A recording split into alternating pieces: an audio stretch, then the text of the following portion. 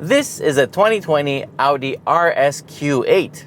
And the coolest thing about it is you go to a bar with your friends, you hang out. First guy says, "Oh, I drive a Porsche Cayenne Turbo." Second guy says, "Oh, I drive a Lamborghini Urus." And you go, "Don't worry guys, drinks on me, because I bought the car that has almost everything the same as your cars, but it was so much cheaper." You see, the RS Q8 has the exact same engine and platform actually as the other two, but it costs a hell of a lot less. So, who's the smart one here?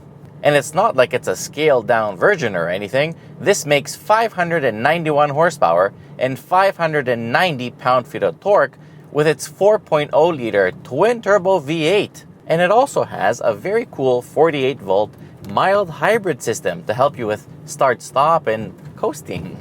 Of course, it has the good Quattro all-wheel drive system with the Torsen differentials, and this one, because it has the dynamic package, it also has a sport rear differential, which means an LSD.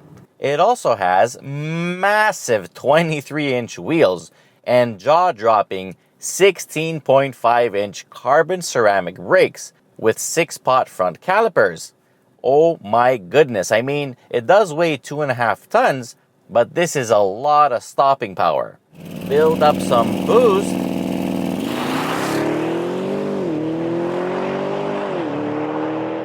And with the help of launch control and the excellent 8-speed automatic transmission, 0 to 100 kilometers an hour comes in 3.8 seconds, and top speed is 305.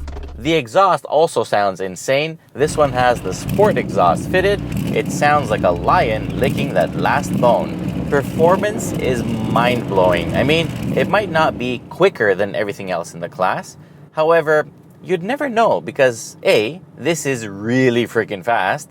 B, the difference is like so negligible compared to everything else, like let's say a BMW X6M or a Porsche Cayenne Turbo or Lamborghini Urus. And C, you have to be on a track to notice any of these differences. So why would you take this to the track? Probably have something else sportier if you can own this. So as far as I can tell, you can't tell.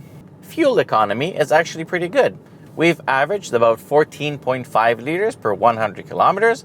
I mean, you probably don't give a flying if you can afford this car, like about gas, I'm pretty sure, but just in case you're wondering, it's pretty good.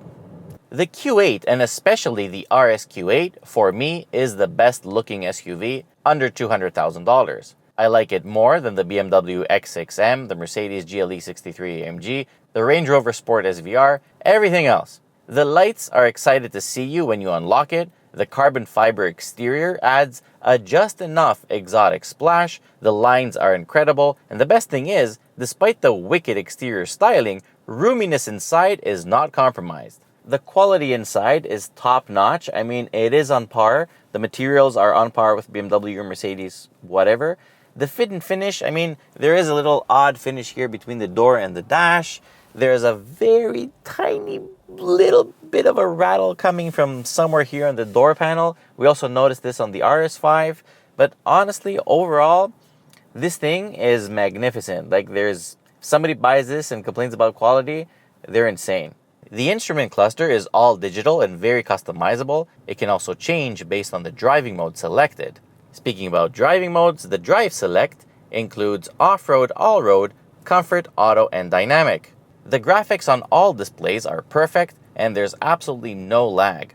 You also get a very good heads-up display, but the main attraction here are the dual screens in the middle. The one on top is home to the infotainment system that supports wireless Apple CarPlay and Android Auto. It clicks via haptic feedback when you touch it, and overall, I have to say it works very well. One thing I love about the infotainment system is how on the side here, you still have buttons for the home, radio, music, audio, whatever. CarPlay doesn't take up the whole screen, so it's very easy to go back and forth. Really like that. The screen below is home to the climate control, and that one too does a magnificent job. This flat black panel going across is a little bit prone to fingerprints, but really it's nothing a good wipe can't fix. Visibility all around is great, the blind spot monitors are nice and bright, the driving position is excellent, and I have to say these seats, oh my god, they're perfection. They also have a very effective massage function, and it really feels good, yeah? I absolutely adore this suede steering wheel with the red stitching and the flat bottom. However, it is not heated. For 2021, you can get a heated steering wheel. However, it has to be round. It can't be flat bottom. Other than that, I mean, this steering wheel is so good, I forgive it not being heated. And these paddle shifters, even though they're a little bit plasticky and not really nice to feel, they are extremely satisfying to use though, because of how the transmission shifts and the noises the car makes. The steering wheel also has an RS button on it, and with it, you can recall the customizable RS1 and RS2 driving modes. They're very cool, very similar to what BMW does with the M1 and M2 buttons. The interior also lights up at night, making it look very fancy, and you can customize all these colors to your liking. The rear seats slide and recline, and the amount of room they offer for knees and heads is actually impressive. This is easily one of the most comfortable back seats in the class. The back windows don't open all the way, something that will piss off kids, but both doors have switches for both windows and curtains, so it won't take long until you'll have to lock out those buttons because your kids will probably go mental over the switches. Huh? What are you doing? Stop! I'm doing it to your window! Yeah! How you like that? Stop. The trunk is also huge. At 865 liters, it will fit anything you throw at it, and it also has buttons to lower the suspension so you can load heavy items easier without having to lift them that high.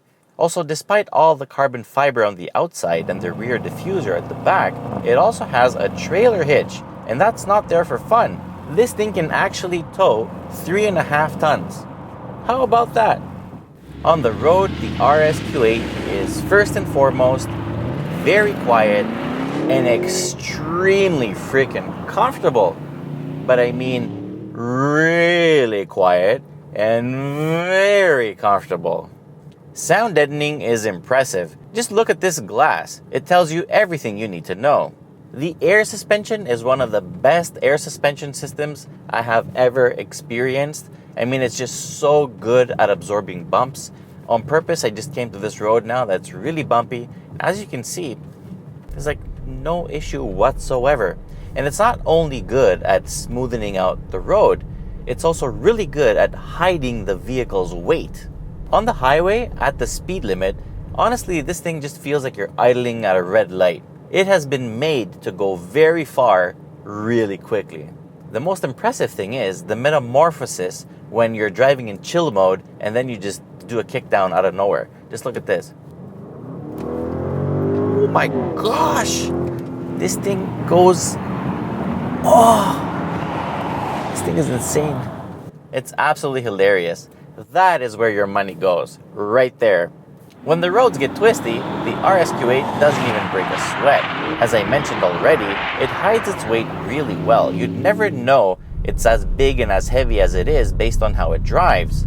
The suspension keeps body roll minimal, turn-in is precise, the steering feels great, lateral grip is immense, and it's quite neutral in terms of behavior. Over another bridge, over the second troll. A lot of bridges today. What's up with this route? Understeer is the first thing that makes an appearance, but then through torque vectoring control, it tries to rotate the car to make it feel more agile and nimble, and if at that point you go on the gas, it will actually allow you to kick the tail out a little bit. I have to say, for what it is, it handles really well. It's predictable, it's safe, and it's more fun than I expected. Strictly speaking, it's not as fun to drive as a Cayenne, Urus, or X6M, but again, the difference is as big as Trudeau's brain, which is about this big.